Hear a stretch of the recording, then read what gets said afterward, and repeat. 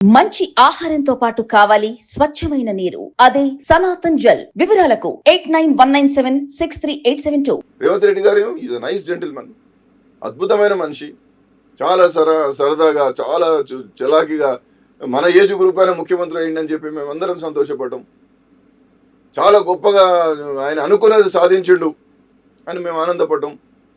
పేదల కష్టాలు తెలిసినటువంటి వాడు, అన్ని సామాన్యమైనటువంటి జీవన నేపథ్యం నుంచి వచ్చినటువంటి వాడు, భూస్వామ్య భావజాలం లేనటువంటి వాడు ఈ రాష్ట్రానికి ముఖ్యమంత్రి అని చెప్పి అనుకున్నాం.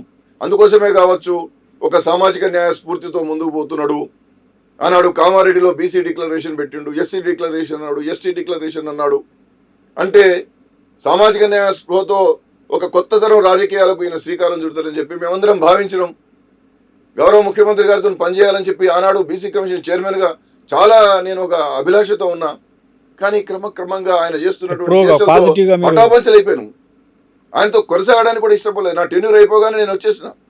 కనీసం నన్ను రెన్యువల్ చేయమని కూడా నేను అడగలేదు. కారణం ఏంటంటే ఈయన చెప్పేది ఒకటి, చేసేది ఒకటి.